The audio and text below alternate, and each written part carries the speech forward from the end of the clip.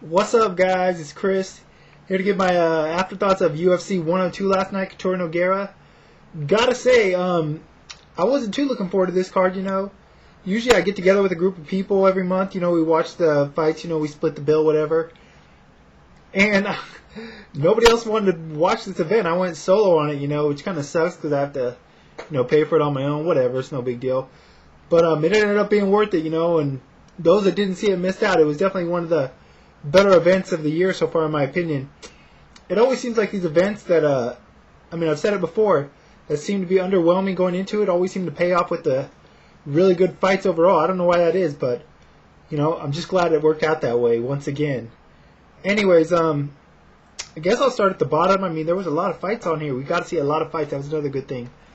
First fight of the night, Brandon Vera versus Krzysztof Shashinsky. Vera wins. An alright fight. Vera, I don't understand why. For some reason, he's just not as aggressive as he was early in his UFC career. He's become a lot more of a counter fighter. He definitely won this fight pretty easily. He's just a better fighter. I predicted he'd win. He's just a better fighter and a better athlete than Krzysztof is, But, especially in the third round, it seemed like Krzysztof was kind of done. He was a little bit gassed and very discouraged. And I really think if Brandon would have put his foot on the gas pedal, he probably could have took Krzysztof out, but he just was content to ride out to a decision, I like Vera, he's an interesting guy. He is a very talented fighter.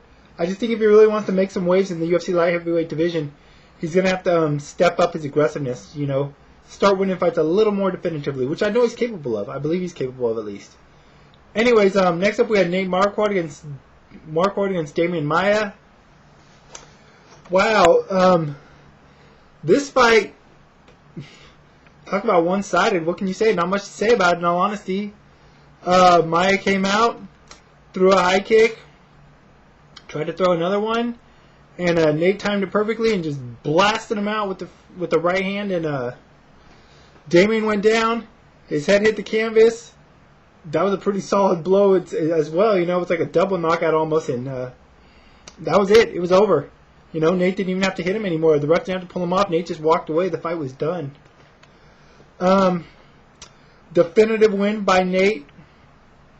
The way this fight ended, it kind of reminded me of the Arlovsky-Fedor fight. If you saw that fight, the ending of this fight is very reminiscent of that. Except for Maia wasn't out cold, but he was still out, definitely. It wasn't an early stoppage by any means. Anyways, Nate called out Anderson afterwards. They showed Anderson in the crowd,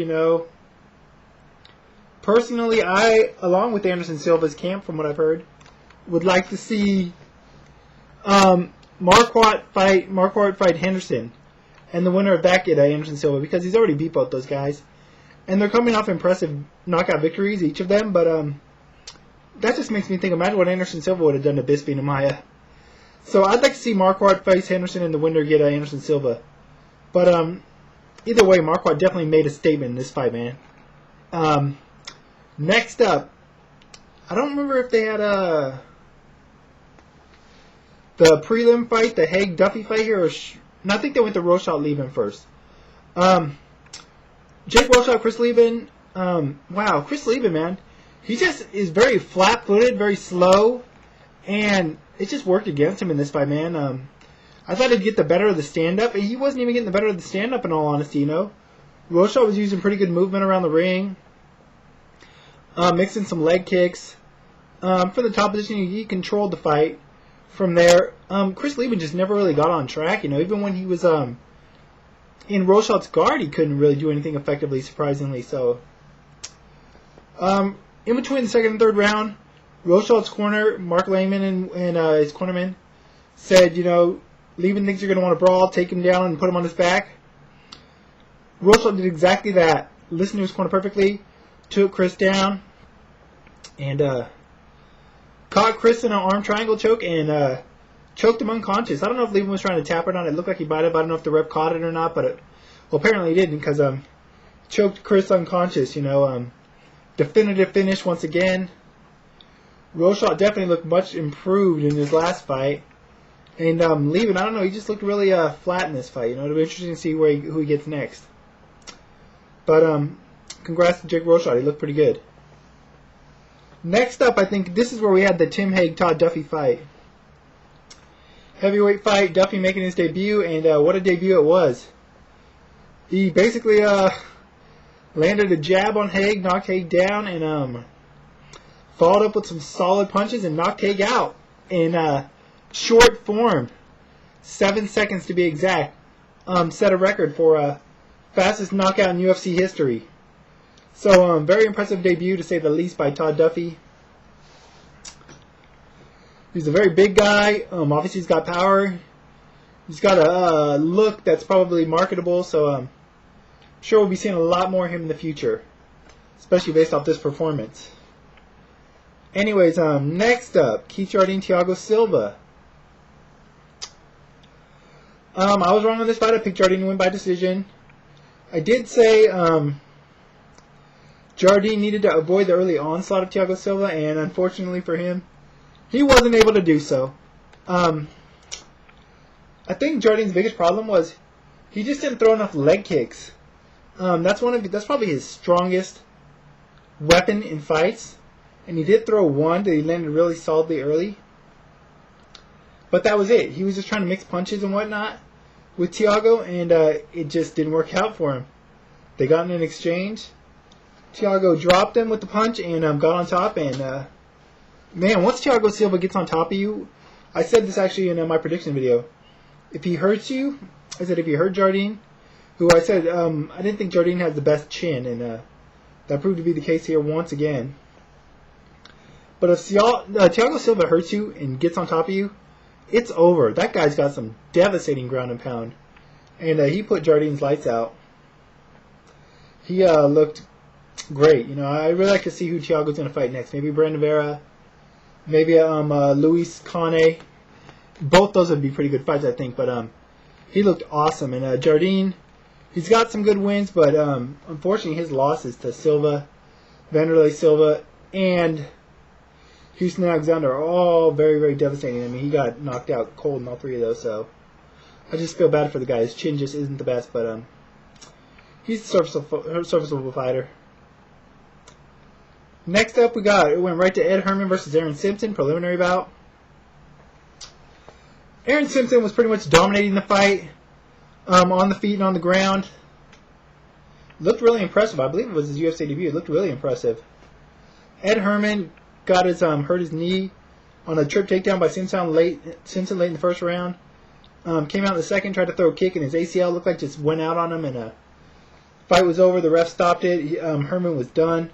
The guy showed a lot of heart and a lot of balls by going out there, but unfortunately he might have done more damage to his leg. Let's hope that's not the case, but Aaron Simpson did look impressive before the fight ended the way it did.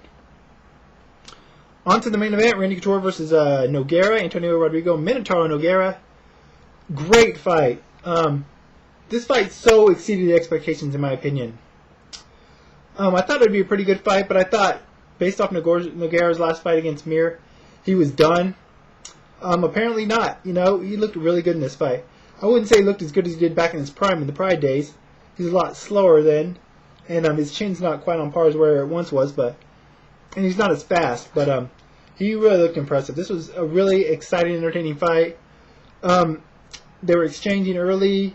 Both were landing pretty solid shots. Unfortunately for Randy, Nogueira landed a big shot that dropped Randy, and Nogueira got on top of him with a choke, a DRC choke, I believe it was. It looked like he had it locked on tight, but Couture survived. I was glad, it was really exciting. Got up, and they finished trading on the feet. I think Couture ended that round on top. I'm not sure, but either way, exciting round. Great way to start the fight. Second round, Couture got on top. They were exchanging. Couture got on top, but Nogueira swept him and got on top and was in the mount for a while and worked for some submission attempts. I will say this: Randy lost the fight, but the times when Randy was on top, I think he was more effective with his striking. The times that he was on top, but it wasn't often enough. Second round was pretty close, but I thought Nogueira pulled it out by just being on top more often than not. And, just working from that position better. Third round, once again, Nogueira clipped Couture, knocked him down, jumped on top, hammer fist. I actually thought he was going to finish him, but he didn't. Credit to Randy Couture, he survived. I thought it was done. Nogueira got just controlled, dominated the positions in that third round. Top position, had Randy's back. Just controlled that whole round for the most part. Randy did get on top late, but it was too little too late. He wasn't able to really do anything effective. Nogueira wins the decision, deservingly so. Really good fight, though. If you didn't get to see this event, I highly suggest you go check it out. Particularly the Couture Nogueira fight. It was a really good fight. Even if you know the results, it's still a fight worth watching. It's a really entertaining and exciting fight. Marcus Aurelio, Evan Dunham, walkout bout. It was early preliminary if they showed it last. Dunham pretty much dominated. It was an alright fight. But overall, it was a great card in my opinion. Well worth the money, and Nogueira looked great. Looking forward to see what's next for both him and Couture.